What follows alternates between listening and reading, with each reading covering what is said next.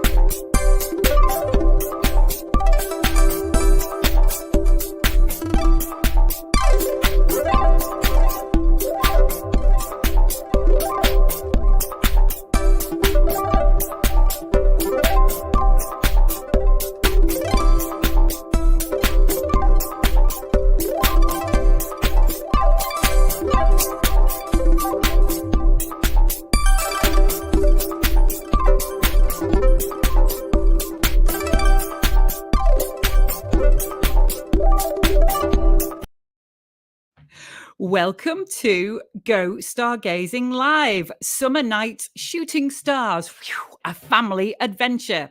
I am Vicky Video, and on tonight's show, we have the wonderful astronomer Cath Adams talking about her lovely life in astronomy.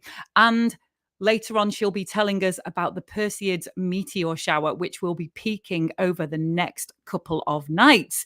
We may or may not have a song for Cath's cat, Billy, who can be very disapproving. And guess what? It's International Cat Day. So get your cat in front of the computer as well. And your cat can enjoy Billy's song as well. So we also have Martin Goff of MSG Meteorites. He's a crime scene investigator by day, and by night, he deals the rarest space rocks. We have got an interactive chat room. Please say hello and let us know where you're watching from, perhaps even what you would like to see on future shows. Don't be shy. Even if you've never joined a live stream interactive chat room like this, please come and say hello. Just type it in the comments and your comments will pop up on the screen. Let's see who we've got joining in. Sue. Hi, Sue. Didn't you win Cosmo's thing last time? I do believe I recognize your name, but apologies if I'm wrong. David Miller. Hello. I do believe, just correct me, David, was it you who actually gave Cosmo the Sloth his name? Where is Cosmo? I meant to have him next to me and he's on the other side of the room. Cosmo, come here now. We have got Peter Lee. Good evening from Warminster. And you are, there we go. There's the name of David's astronomy group. Yes, it was Sue. Sue won Cosmo's anagram time last time. Sue, we've got a different Cosmo competition for you this time, which we will be unveiling shortly. We have got a chat. Yes. It was David. Thank you. Legendary. We had this live stream used to be in another format. And one time Cosmo was abandoned in the studio where I was doing my live stream from in lockdown. And I found him and we took him on board. And now arguably he's the absolute star of the show. So more Cosmo, the fastest sloth in the universe, coming soon. So hello, David Dagan. Hello again, Vicky, just south of Loch Lomond. So not only have we got all of the fabulous Go Stargazers in the chat room, but we have got loads of astronomer friends who really know their way around the night sky on standby to answer your questions. Even if you and your family are just getting into the world of stargazing, please ask away. We are here to equip you with the utmost basics, so don't be shy. It's Stephen Bakewell. Hello, Stephen. Hi. Let's see what else we've got. Yes, welcome to our live stream. Please let us know in the comments where you are watching from, and you can follow our Facebook for cool things to do to look out for in the night sky. So we have got a really lovely, busy month coming up for stargazers. We're going to chat through what's happening in the sky this month. Hopefully you'll have some clear skies. I think there's about 70,000 feet of dark cloud on top of Manchester right now. But I do believe there might be some decent weather forecast for the weekend, which is probably when you're going to get to see shooting stars and make a wish and shooting stars and make a wish. Okay, so the peak of the Perseids is 11th to the 12th of August, but there will be great viewing a few nights before and after, and even the weeks before and after. I know some fantastic Perseid photographs are already going up. Look up anytime there's a clear sky and it's dark, and you might just see a fabulous fireball. So, on the 15th of August, Jupiter and Mars in conjunction. This means that they're going to be fairly close in the sky. It makes them really easy to spot. The two planets will appear close together in the sky. Look northeast. Well, I live in a north-facing flat. We only get the sun here in the summer, so I know exactly which way northeast is. The two planets will appear close together in the sky. Look northeast from 1 a.m., a bit of a late one. Now, on the 19th of August, which is a couple of weeks from now, there is a full sturgeon super blue moon. What does that mean? The moon will look big and bright as it rises in the east from about 9 p.m., but it's also a blue moon. Now, I'd actually never heard of this. I've been doing astronomy since my mid-teens, and I had never heard of this. It always goes to show that there is so much to learn in the world of stargazing. Now, it's a blue moon, but it's a very special and even rarer blue moon than usual. So get ready for this rare celestial event. The August 2024 full moon is extra special because it's a blue moon, but not the kind you might expect. Instead of it being the second full moon in a month, it's actually the third. Hang on a minute, let's get this right. Instead of being the second full moon in a month, it's actually the third full moon in a single season. This phenomenon, known as a seasonal blue moon, is a less common occurrence than the monthly blue moon. So it's traditionally called the sturgeon moon, the August moon is. It won't be visible again until May 2027. So first of all, why is it called a supermoon? Supermoon sounds like something out of Marvel Comics. Quite a lame superhero, but a very big one, to be honest.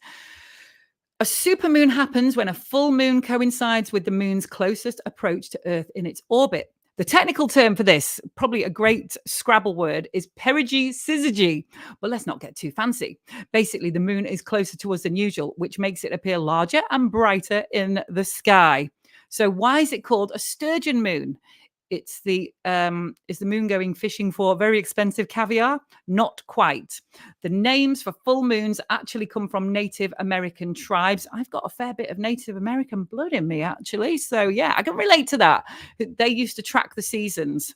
The sturgeon moon got its name because August was prime time for catching sturgeon, especially in the Great Lakes. There's something about moon names that I find particularly potent because it seems to connect us with our distant past when people really paid attention to the moon phases. Other names for the August full moon are the barley moon, another agricultural name tied to the harvesting of barley. It can also be called the fruit moon. It reflects the abundance of fruit that ripens in the late summer and the fruit flies that you'll find in your kitchen. The wort moon, it's derived from the Old English word for herbs, wort. Oh, I didn't know that wort meant herbs. Okay. It refers to the time for gathering herbs to dry and store for the winter. Can confirm lots of great herbs in the gardens at the minute, especially loads of lavender, if lavender classes as a herb. I've picked loads of it. It's beautiful. On the 21st of August, the moon and Saturn are in conjunction. They'll be close together, making it really easy to spot Saturn. 26th of August. The summer Milky Way is at its best. If you are in a dark sky place, please make sure you look out for the Milky Way. A couple of years ago, I saw the Milky Way on Anglesey in the summer, and it was so bright that it cast shadows, and that was for 2 nights on the trot. And it was so bright that I could see like my shadow in the meadow. And you know what I did? I dropped to my knees and I cried because it was so beautiful. Curses to light pollution for blocking out our beautiful Milky Way. So 26th of August, a new moon and dark skies mean the brightest region of the Milky Way is visible. Great for photography. And then on 28th of August, we have another conjunction between, it's like a bowling alley up there, between Jupiter and Mars. And as I say, conjunctions make the planets easier to spot. So let's see what the comments are. Oh, they're running away. There's too many here. Hey, up from Nottingham. Hello, Anne. Hello from Derby. Stuart, hello from the Scottish borders. Hi, Nigel Seal, friend of the show.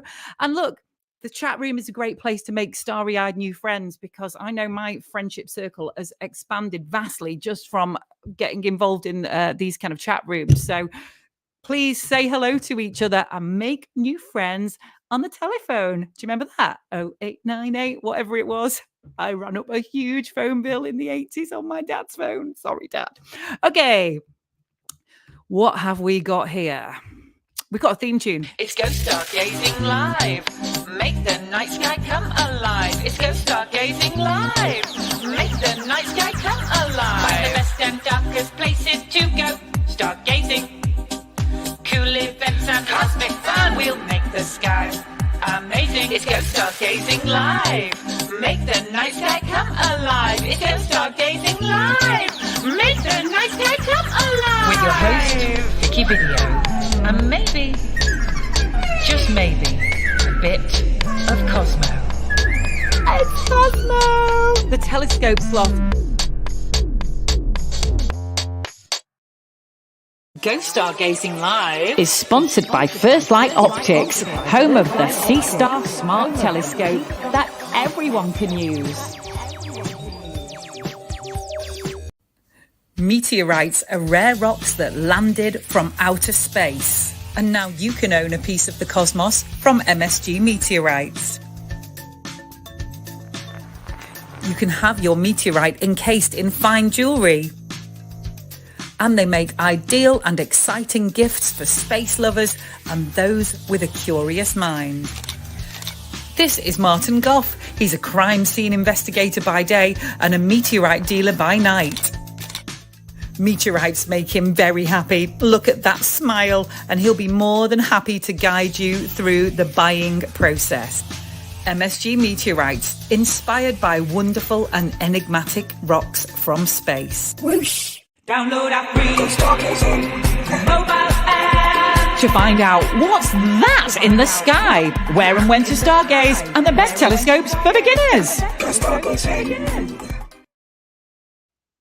Look, here it is. It's Cosmo, formerly the telescope sloth, but now he's sponsored by MSG Meteorites, which means now that he's riding meteorites around the solar system, possibly the fastest sloth in the universe. So Cosmo traditionally has a quiz, and this week we have got a new take on Cosmo's quiz.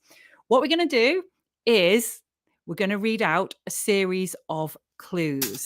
Cosmo lighting up the night on an MSG meteorite. But can you glean where he's been?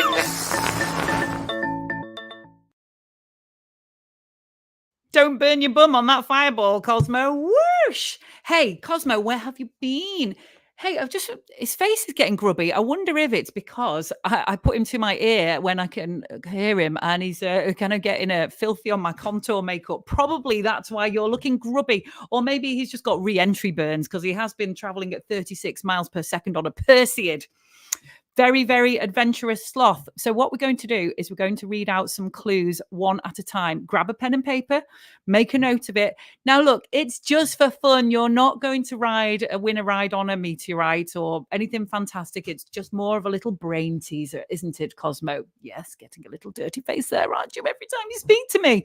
Please do not answer in the comments yet, because I want this to be a fair little competition for everybody. And I know that some of the more experienced astronomers who really know their way around the solar system and back will be able to answer this in a heartbeat. So just let's keep it.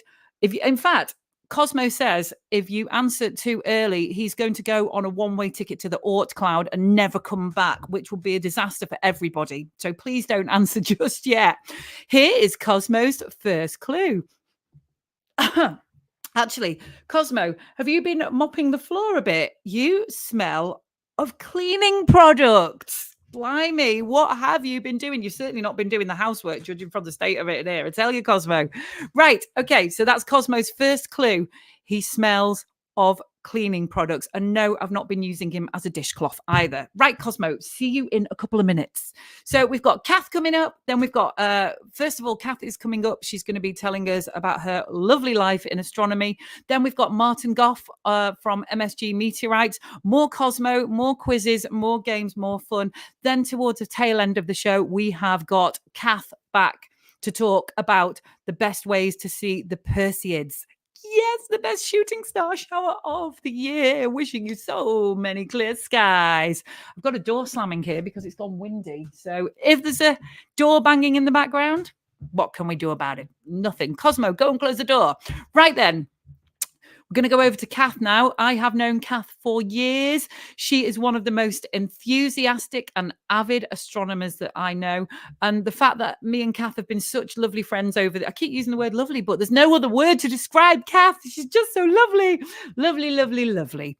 The fact that me and Cath have been friends for so many years is testimony to how getting involved in stargazing events, astronomy clubs, and going to star parties and socials and expos can bring so much new friendship into your life. I'm going to have to close the window because it's raining and the window is open.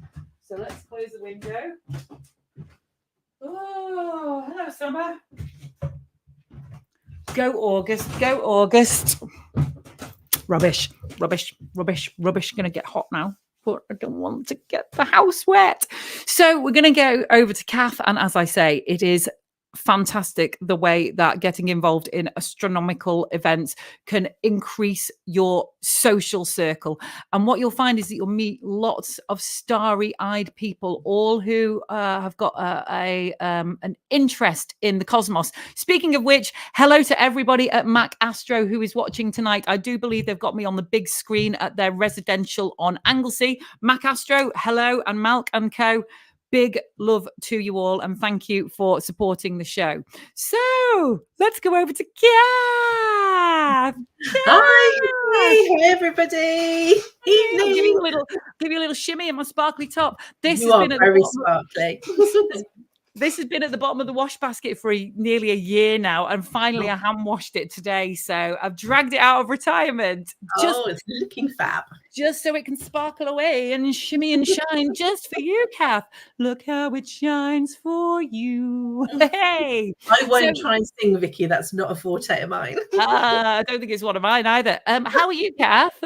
I'm very well, thank you. Yeah, very well. Very busy at the moment. But very well. Yeah, really enjoying everything, as you were saying in the intro about astronomy. I've got an incredibly busy life. It's almost like my second job. It's my hobby, but it's like a second job, and I love it. Astronomy really does open up a whole new world, whole new universe, but it brings a whole new world of friendship. Somebody once said to me quite recently, what got you interested in doing astronomy? And I said, I think some people are just born with an innate love of the sky. And then I went, I pity those who don't. Absolutely. I mean, mine comes from like childhood, literally being a toddler in my dad's arms. He used to take me into the garden. It goes back that far. You know, I don't want to say how many years. Some people here know my age, but it literally does go back almost 50 years. Wow. Okay. Yeah. Same with me. Very similar. My dad met Bernard Lovell at Jodrell Bank, and I was like, I live near there, and that's how I got so interested in space. Was Jodrell Bank, seeing Saturn through a telescope. It turns into a lifelong love, and we can't impress on you how wonderful it is to get your kids involved in these stargazing events. So, Cath, we've got you on twice tonight. We've got a little. Oh dear, sorry everybody, not once but twice. So we've got your little presentation here, Cath, that we're going to do just to talk a little bit about your life. What we're going to talk about today. Oh, well, this is the way I put it round, because you asked me just to talk a little bit about sunspots as one of the things. So I would imagine most people that are in here that are astronomers have heard a lot of buzz about the sun, about how much activity there is. At the moment, there's a really huge sunspot that came into view the other day, active region 13870. If anybody that doesn't know what a sunspot is, basically it's an area on the sun that appears darker, and it's actually darker because it's cooler and it's more magnetic area. So that's a very basic idea of what a sunspot is. If you whiz to the second slide, or do you want me to? It'll just show you. Let me just grab this. Here we go. What's coming in? This is the sea star. Is it Billy? Sea star.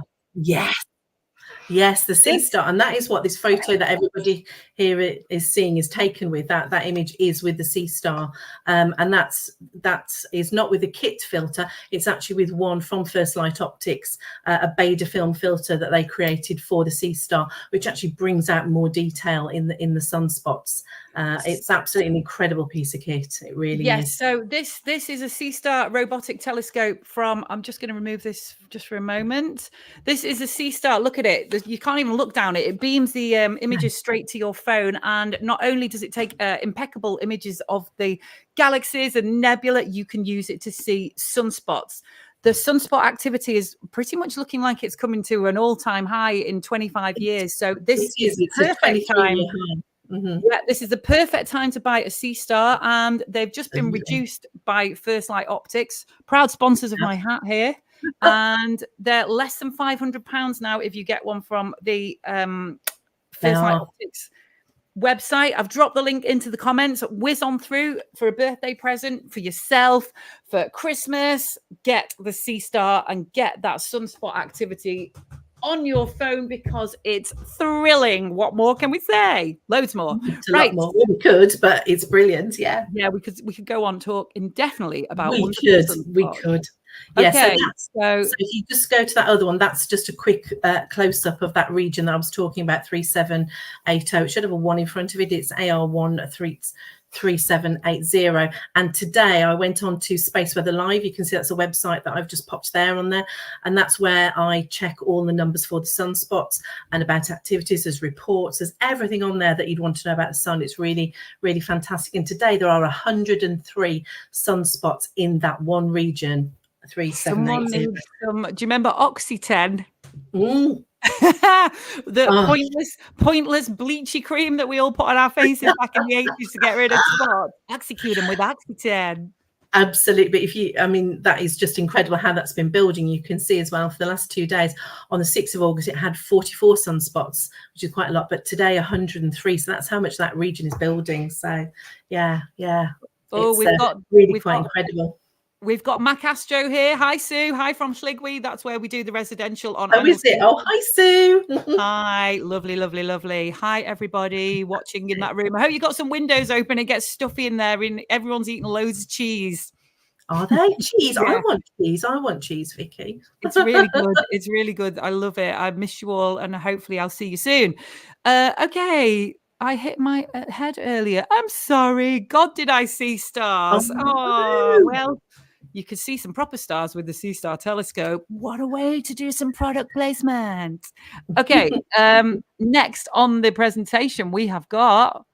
the Messier catalogue. So I mentioned to you about Messier. So there's quite a bit of detail on this slide there, but basically most astronomers will have heard of the Messier catalogue or the Messier marathon. It's basically 110 objects that have been catalogued over time, started by Charles Messier, and they're basically galaxies, nebula, globular clusters. The image that you can see up on screen is probably one of the most famous Messier objects, M42, the Orion Nebula, and that is taken with another fantastic smart scope that is available to buy from First Light Optics. We will say that the Vaonis Vespera 2. So I use both the Sea Star and the Vaonis Vespera 2, and that's an image of M42. And the Messier challenge, if nobody has heard of it, look it up and look at what all these wonderful objects are. They are fantastic just to get out and see. You can use your Dobsonian, like the one behind me, to see them. If you want to be just doing images, the Sea Star will get fantastic images, the Vaonis, I actually think the Messier catalogue is one of the most wonderful things a Messier marathon to attempt to do as well. It really is so beautiful, but I think that is a really beautiful one to showcase. I'm just going to say hi to Auburn here. Hi, Auburn. I make videos for Auburn. Thank you so much, Auburn. Great. Yeah, I know you're watching in America. Just proof that this show doesn't only go international, but it goes all over the universe.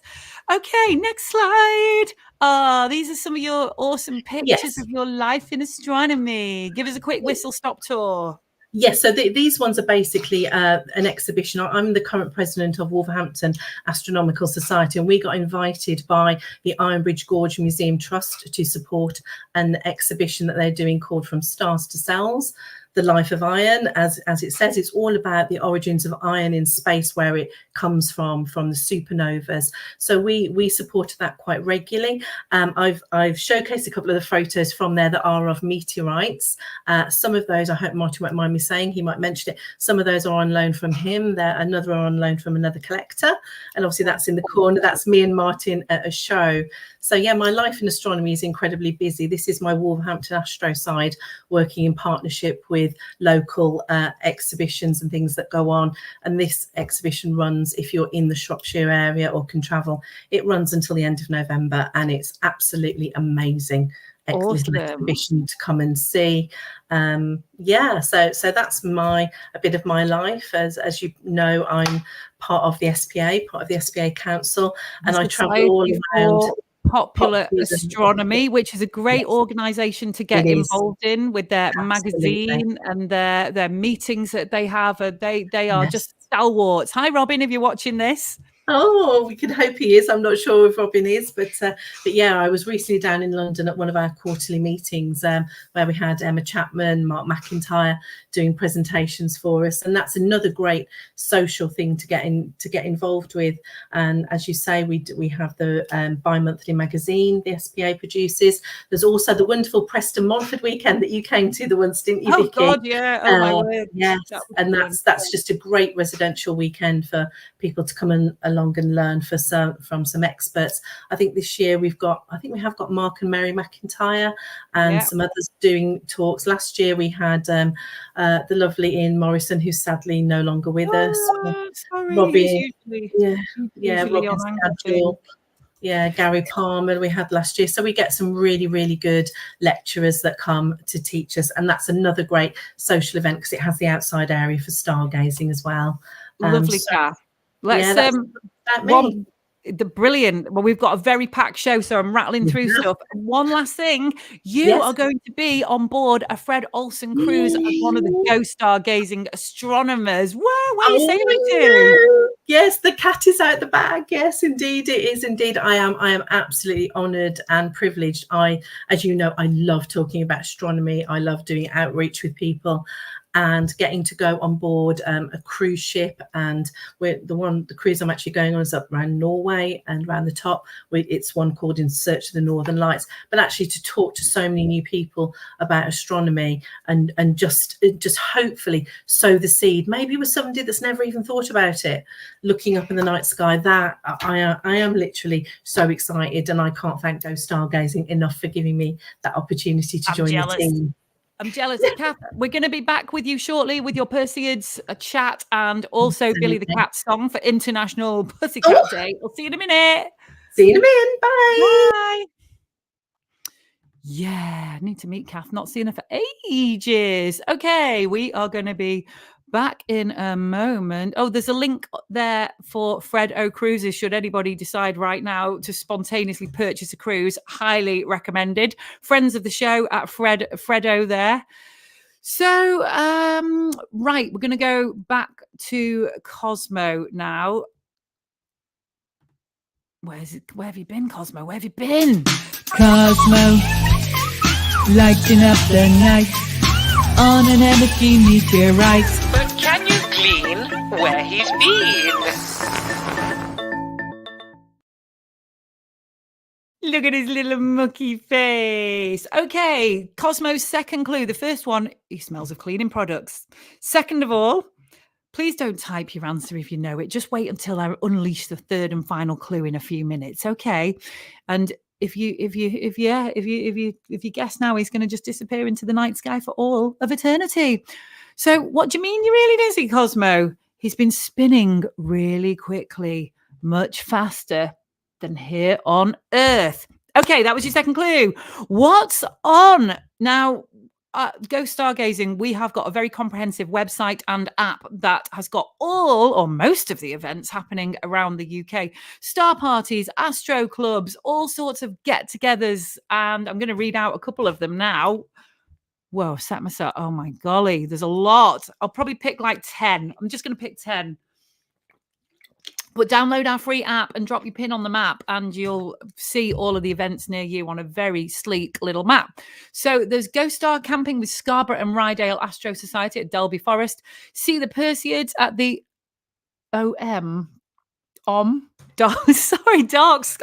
Dark Sky Observatory in Northern Ireland. There's a rare opportunity to spend overnight on Orford Ness in Suffolk. There's astrophotography workshops at High Force Waterfall. The Astronomy Centre near Todmorden opens every Saturday night. Twice Brewed Stargazing in Northumberland is hosting numerous events. Nocturnal Wildlife and Perseids guided walk at Petworth House. The Tiptree Stargazers will be at Gemma's Farm near Braintree. I'll do 2 more. Meteor Shower Walk at Stockwood Nature Reserve near Bristol. And our friends at Bridgend Astronomical Society will host a free Perseids event. Right, let's have a look at the comments. Let's have a look. Who have we got? Ian Baker, friend of the show. Keep the comments coming. Feel free to say what you'd like to see on future shows, or just bants in the chat room in it. Okay, we are now going to go to Martin from MSG Meteorites. I don't think that's how you pronounce it. It's Martin. Hello, hi Vicky. Hi, Martin. Cosmo says hi. Hi, hello, Cosmo. Yeah, he's got a fusion crust on him at the minute. So, Martin, tell us a little bit about yourself, because you I've seen you at multiple different events, and you are MSG Meteorites, not very highly flavored meteorites. They've not been seasoned with MSG. They're your initials, aren't they? They are indeed, yes. Martin Goff, MSG Meteorites. Yeah, very unoriginal, but I had to call it something, so that's the name of my company. So, tell us a little bit about yourself, Martin. So it's MSG Meteorites is a part-time endeavor for me. I was been fascinated by meteorites for a number of years, collected meteorites and was a member of various societies. And from putting on displays of meteorites, that led on to opening up the business. It is a part-time job. I actually work for the police as a crime scene investigator as my day job. And I also dabble as a wildlife photographer. So yeah, it's a bit of a wild mix, really. Have you ever photographed a sloth? Never photographed. Yeah, I have actually, but only in a zoo. Yes, not in the wild. Yeah, I'm never riding a meteor. No, definitely. Well, that would really test your photography, meteor and wildlife photography skills combined. Yes, and that could be combining those passions together. Although I think that would be a rather tricky thing to achieve. I think. Right. Well, Cosmo's up for it. He's up for it, aren't you? He'll be shooting past your house. Well, 36 miles per second. You're not far away from here, so we'll be there in less than a second. So get your camera out now. Well, and I don't know where he's been. I've been listening in and following your clues, but I'm not in. I don't have the knowledge, so I'm guessing along with everyone else. Brilliant. You're in the dark, just like everybody else. Yeah, absolutely. So tell us a little bit about your meteorite collection. So yeah, I mean, I'm a passionate meteorite collector. Like I say, that's how I got involved in it. So I do it because I'm fascinated by meteorites. The question as to why wouldn't you be interested in meteorites? Exactly. Why wouldn't you? You know, people say, why are you interested in meteorites? They're just rocks. Was I'm like, well, hang on, yeah, they're 4.5 billion year old remnants of the birth of our solar system that you can hold in your hand. And not only hold in your hand, you can touch them, you can smell them. You can even eat them, which I have done. So I have eaten pieces of lunar and Martian meteorite. Not yet turned into Superman, but you never know. I'm still waiting for that. You know that I've licked your meteorites, don't you? Yes, and that's captured on film as well, Vicky. So yeah, it's there for posterity. Was it Mars or Moon? I think it was probably a bit of... It was Martian, yes. I've licked Mars. Ha ha, Elon, in your face. I've licked Mars. So yeah, so why wouldn't you be interested? So I find them fascinating, but the meteorites are very important. They can tell us a lot about the order of events in the birth of our solar system, and they're things that, like I say, because they're tangible, we can examine them, and they can tell us a huge amount of information about what happened when, what happened before other things, and yeah, that's why the study of meteorites is so important. David's asking, do you have a piece of the moon? Of course he does. Does the Pope Doesn't Sloth speed overhead on a meteor? I'm glad you said that, because I'd have said something entirely different then. So, I do. Yes, I do. I do on my website have lunar meteorites are obviously something that are very popular with people. There, it's our sort of nearest neighbour, and when you can look up and see the moon. So to have like a tangible piece of that you can sort of see and hold is obviously of a big interest to people. So yeah, lunar meteorites are some of my best sellers. So I don't have any here with me today to show, but yes, I do definitely sell them. Now then, I wish I was modelling some of your jewellery, but let's talk about, I think one of the nicest gateways into buying meteors is to start with some jewellery. And you've got some absolutely stunning meteorites encased in little stars and little spacemen. Have you got any to dangle in front of the camera there? I do have a little one here. Yeah, if you can just sort of... I'm going to make you go full screen here. That one there. So this is a slice of iron meteorite. So you can just sort of see it there. So that's a slice of the Mu Onion Aluster iron meteorite. So you can see the Widmanstatten pattern, which is the two nickel iron alloys, and they form this unique pattern. So it's very shiny, very glittery, very beautiful, and yeah, it looks great as meteorite jewelry. So I sell that, and I also sell all sorts of different ones by different sort of manufacturers, all handmade, set in sort of sterling silver with pieces of the moon, pieces of Mars, pieces of stone meteorite, all sorts of different sort of meteorites and types.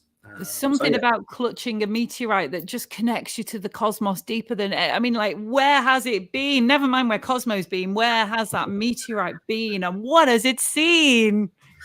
I think as well, it's people who have a general interest in sort of science and astronomy, who are sort of like interested in, where things come from and what things are. They might not generally be astronomers or, collect meteorites, but they make great gifts. And a piece of the moon on a piece of jewelry, you can tie that into all sorts of romantic sayings and all sorts, gifting you a piece of the moon and things like that. And and that's something that it's not just marketing. I think that, they are very popular for that reason. So yeah, again, some of that jewelry is some of my best sellers. So never mind writing what I think is relatively basic, love you to the moon and back. I mean, the solar system, the universe is infinite. You can go much further than the moon to love somebody and back.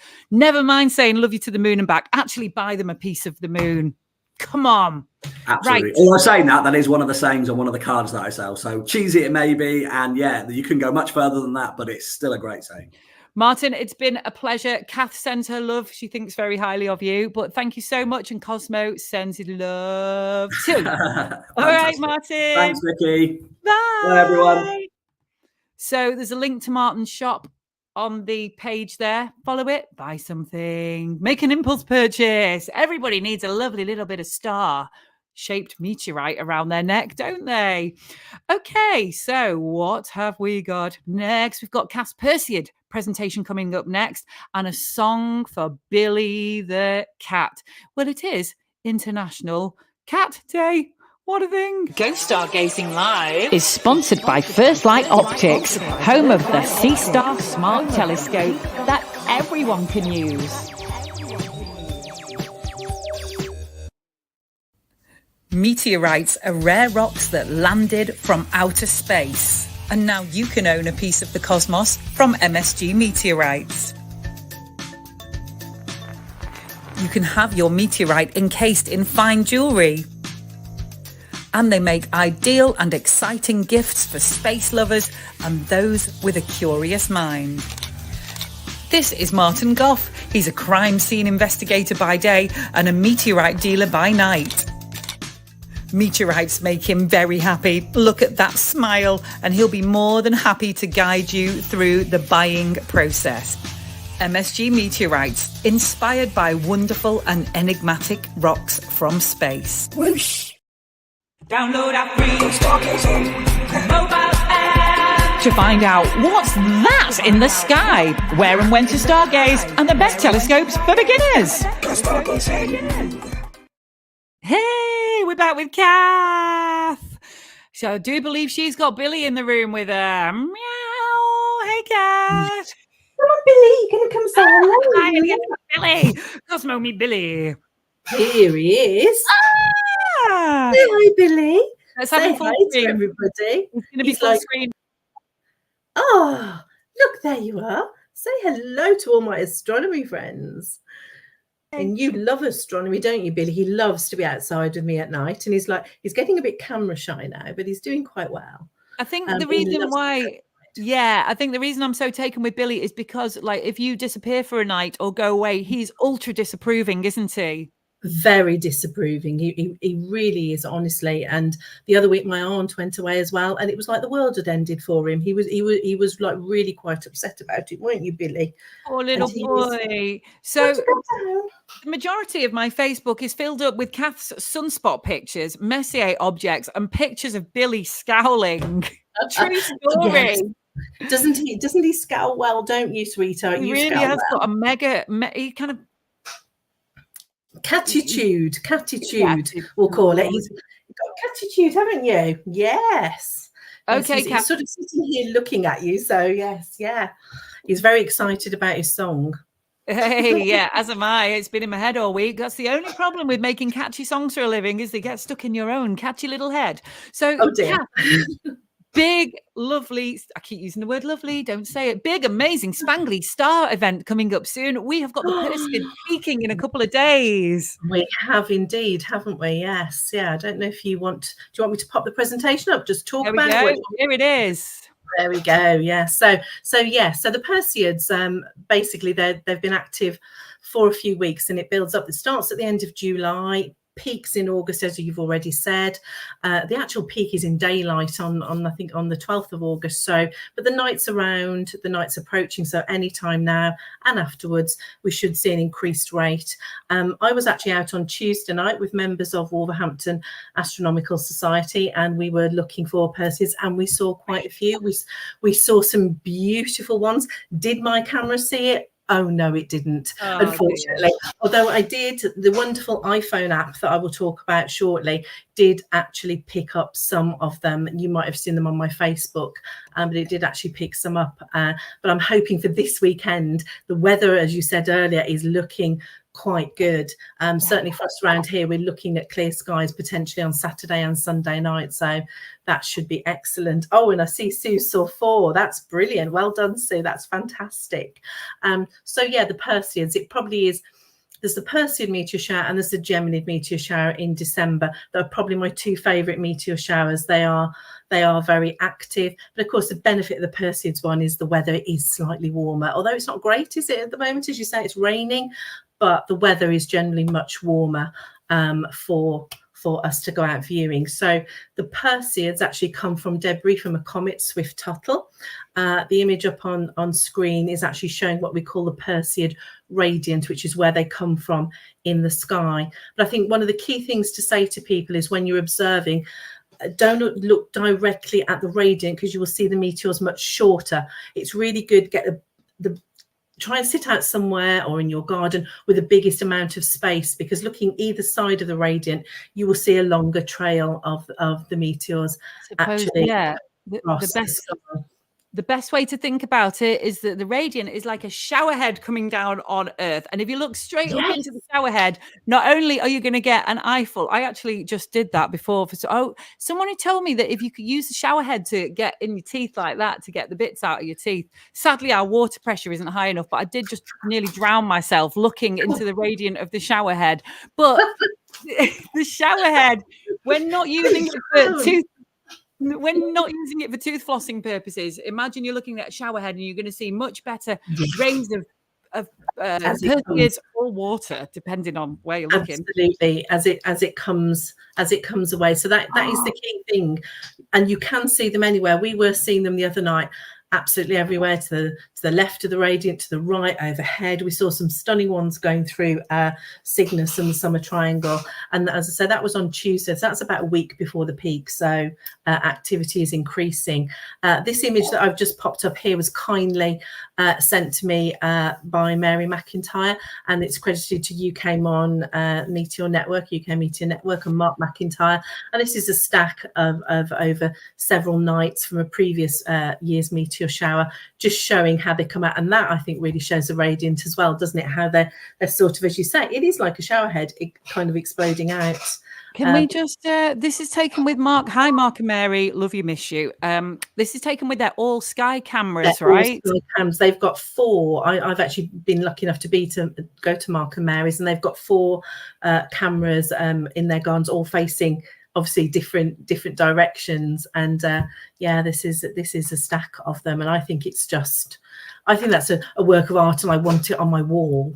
I called it a masterpiece. It truly is one of the best meteor pictures I've ever seen. There's just so much activity in the sky. You can clearly see the radiant, and yeah, that if you had time-lapse eyes, that's what you'd see over the course of a couple of nights. Absolutely, that's what you would see. And I noticed on social media today that, because I think Mary's been posting, I think Mark has as well, some pictures like this week that they've been taking, and you can see that the activity is ramping up as well. But this is a fantastic way to show just the beauty of the Perseids. I'm just going to flick on to, this is our top tips for observing, because this is the key thing, isn't it? I think we've covered some of that already. So find the darkest sky location that you can find near to you to observe the meteor shower. Obviously, check out on the Go Stargazing website, or get the app, and you will find lots of events across the country. Make sure you can see as much of the sky as possible. And the beautiful thing about meteor showers is you do not need any special equipment. So if for any reasons you can't afford to be buying telescopes or anything, you don't need anything else. You just need a camping chair or a camping bed or something to lie on, sit on in the garden. You just need your eyes, a warm drink, something to keep you warmer, because it will go cooler even though we are in the summer. And that's all you actually need to see the meteors. You don't need anything else. That's the thing that I just think is the beauty. I think meteor showers really make astronomy there for everybody. That there's no reason that anybody can't see them, and that's what I love about them. Cath, actually, Philip Valentino, also my boyfriend, has asked a question, and I knew he'd asked something that I didn't know the answer to. Can you do a long exposure on the sea star? It doesn't. Long exposures would be more with cameras. I'm not an expert, but I've certainly, the way that the sea star works is it actually stacks on an object. So I wouldn't say the sea star would be the best for that. A long exposure for the sky would be your camera, and you can buy certain things like an Artron Sky Tracker that you can put your camera on, or you can create lots of images and actually stack them. But the sea star, I wouldn't say would be ideal for that. The sea star is perfect for the sun, for the moon, for deep sky objects, and getting great stacked images of that. Not so much of an expanse of the sky. Okay, time is tickling on, Cath. So what's next? Have we got? There's just a little bit there about photographing the Perseids. So some of these recommendations come to me from Mary McIntyre. Who better to ask, because these photos are Mark and Mary's. So Mary, I always used to set my exposure for longer, like 15 seconds plus, but Mary recommends around 8 to 10 seconds and just taking continuous shots. And that would be the best way. Your ISO settings on your camera depends on how dark it is as to what ISO you can get away with. I was at a reasonable dark sky on Tuesday, and I was using ISO 1600, but obviously tweak about with the settings on your cameras, because it will depend on where you are. This is fairly advanced. I've never even attempted to do any astrophotography of that sort. One of the things I think, Cath, that we should really get across here, watching the Perseids is one of the most ideal things to go out and do with family. It is. Oh, with you. Oh, absolutely. I mean, we are in the summer holidays, aren't we? So I think that's possibly, I'm not a parent, so possibly saying maybe allow your children to step later might get me into trouble.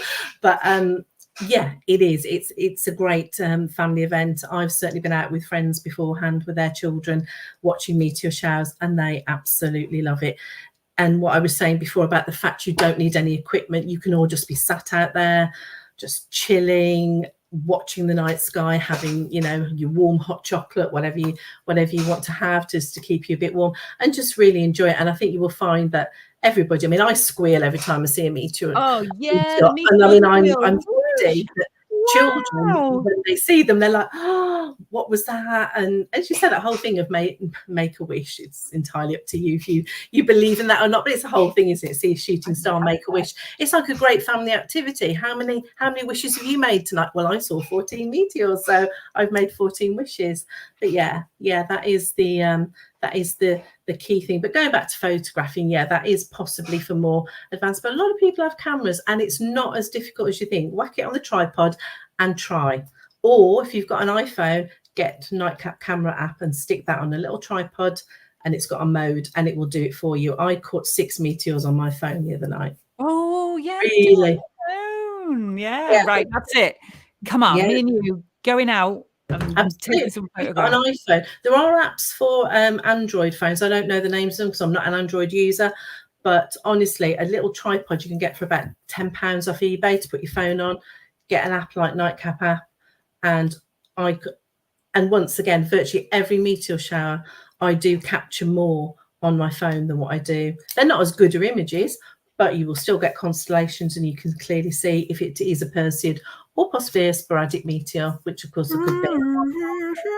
Okay. Hi, Paul Anthony. I am coming to you from St Helens, Merseyside. Do you know Paul? I know the name. Yes, I know the name.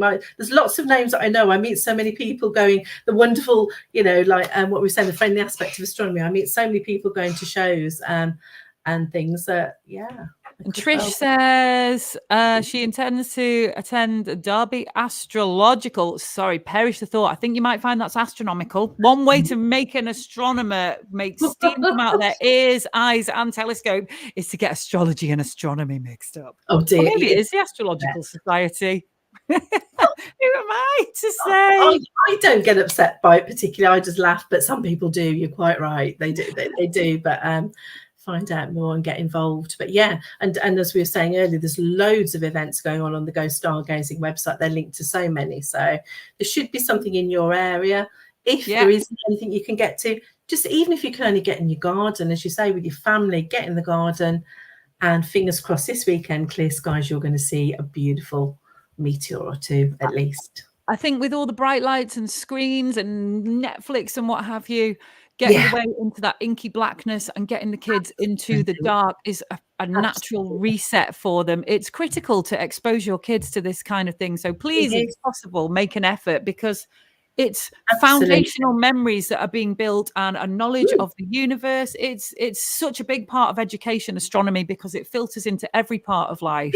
It does. And I think, like you say, like we've both shared our experiences. Like from a child, I was taken out into the garden. Okay, there wasn't smartphones and video things and that, but around when I was little, but there was televisions and that. But no, my dad would get me outside on a clear night and he'd be like, What's that?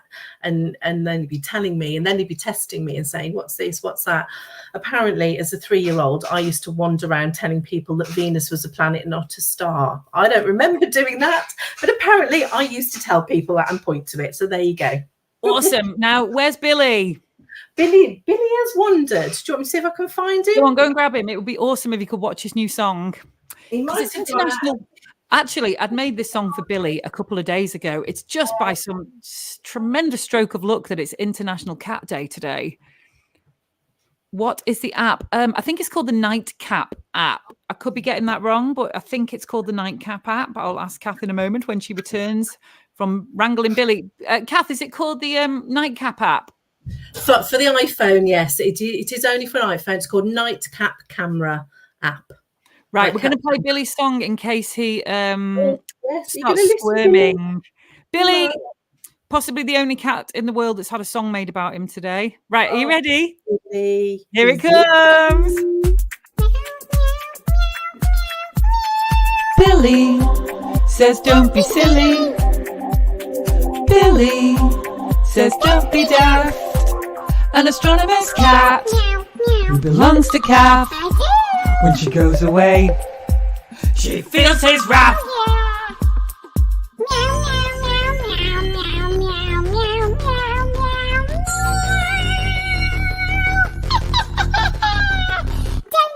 leave me on my own again. Billy. Oh, what do we think of that, Billy? Oh, well, he's like, well, what's that? You can Right, go Cath, now. it's been a pleasure. It's been an absolute been pleasure. I'll post that wonderful. song on your Facebook, and you can Thank get you. it pressed onto a gold piece of vinyl if possible. Well, Right. I think I shall have to thank you so much. Billy is delighted. Thank you. I'm sure he is. As well.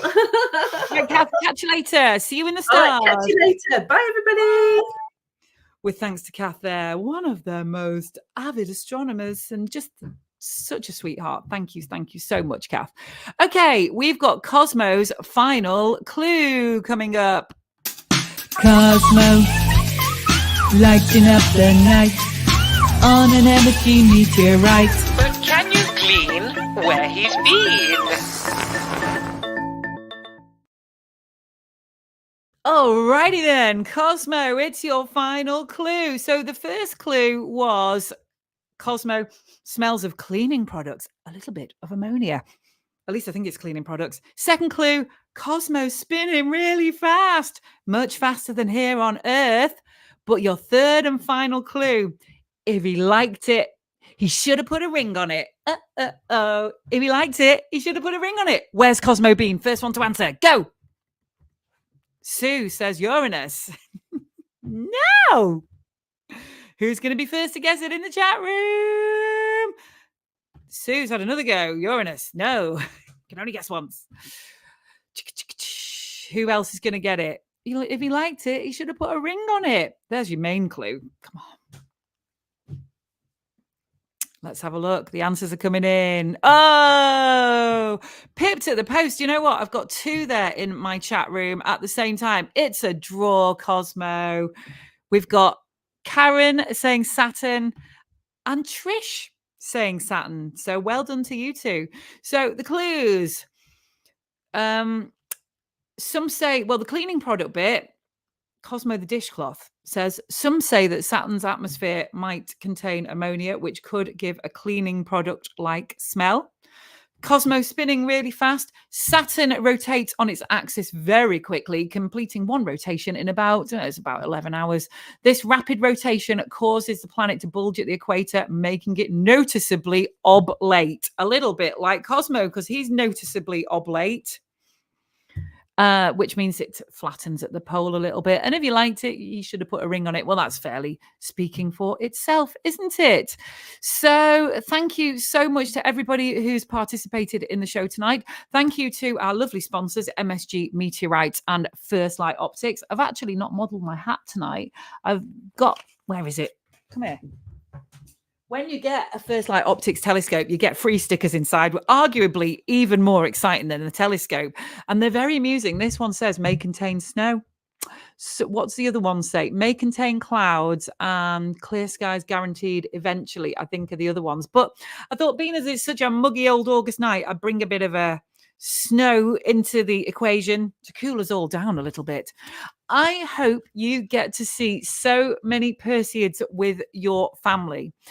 Cannot emphasize enough how important it is to get the kids out there in the dark and building those core foundational memories of family time under the stars. Because, you know, when you get older, you realize that seeing the Milky Way with your dad, seeing Saturn with your dad, seeing all these lovely astronomical objects with your parents, they are some of the most potent and lovely memories.